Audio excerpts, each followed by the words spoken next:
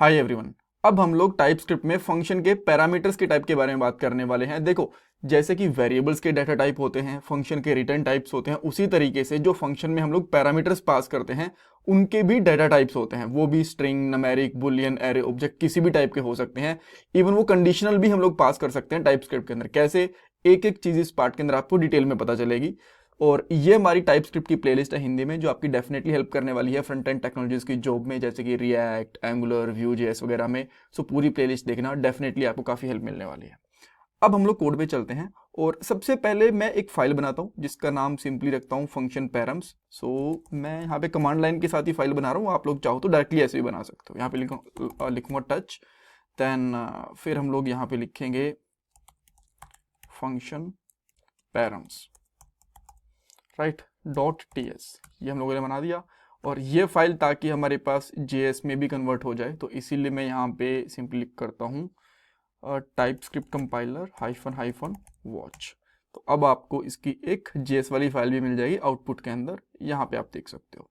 सो इसको मैं स्प्लिट करके यहाँ पे रख लेता हूँ ताकि आपको यहाँ पे आउटपुट दिखे, और यहाँ पे हमारी टीएस वाली फाइल रहेगी। इसको मैं इधर रख देता हूँ बेसिकली, ठीक है।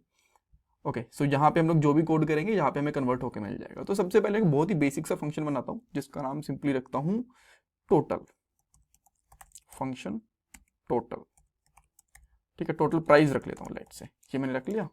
और इसके अंदर बेसिकली क्या है कि मेरे पास एक है प्राइस, जो कि लेट से उसकी वैल्यू कुछ भी है। ये एक वेरिएबल है मेरे पास, वेरिएबल प्राइस, और इसकी वैल्यू है 100। और अब है मेरे पास आइटम, तो एक मैं लेता हूँ वेर आइटम, और इसके अंदर आइटम है हमारे पास 50।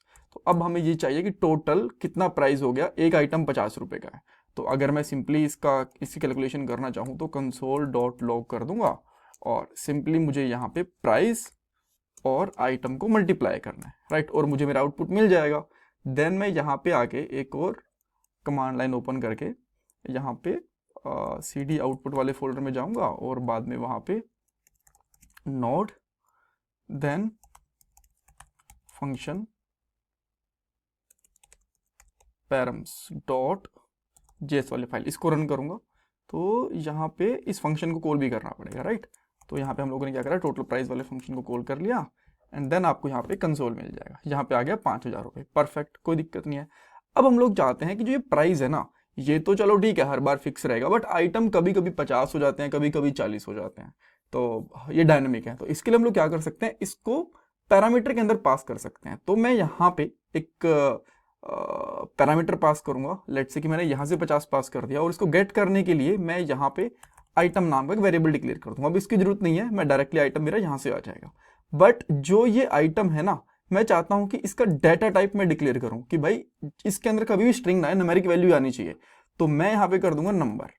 अब नंबर करना इसलिए जरूरी है, मान लो अभी तो मैं यहाँ पे 50 पास कर रहा हूँ, बाद में गलती से कोई इस तरीके से स्ट्रिंग पास कर दे, तो यहाँ पे उसको एरर दिख जाए इस तरीके से कि भाई इस फंक्शन के अंदर ना स्ट्रिंग पास नहीं करनी, बस स्ट्रिंग पास नहीं करनी है, नंबर ही पास करना है, ठीक है। तो इसको पता चल जाएगा, और बाद में जो भी बंदा यहाँ पे चाहेगा नंबर पास कर पाएगा। तो अब मैंने इसको 2 बार कॉल करा, तो मुझे 2 बार यहाँ पे इसकी आउटपुट दिख जाएगी, 5000 5000, बिल्कुल परफेक्ट, कोई दिक्कत नहीं है। अब एक बार 5000 कर दिया, एक बार हमने 50 आइटम कर दिए, एक बार 70 कर दिए, एक बार मैंने लेट से कि 100 कर दिए, ठीक है। तो ये सिंपल है कि उसके हिसाब से प्राइस देता रहेगा। जब मैं इसको यहाँ पे चेक करूंगा तो यहाँ पे मुझे लग मिल गया।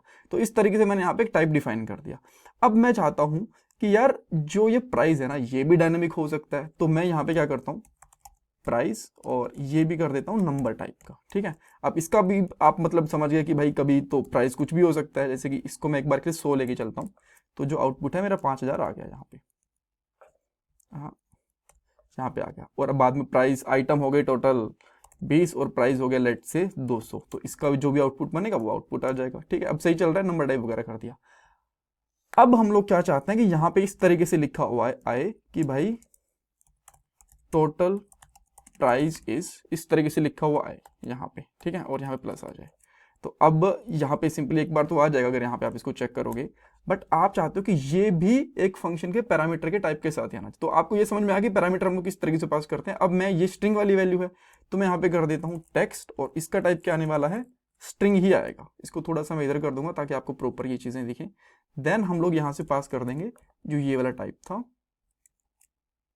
कि भाई टोटल प्राइस इज, और यहाँ पे क्या आ जाएगा हमारा टेक्स्ट। तो अब हम यहाँ पे लगाता हूँ टोटल प्राइस इज दिस, यहाँ पे आ गया। और अगर मैं यहाँ पे कुछ और करना चाहूँ, जैसे कि टोटल अमाउंट इज, तो फिर वहां पे आ जाएगा, जो भी मैं यहाँ से पास करूंगा वहीं पे आ जाएगा।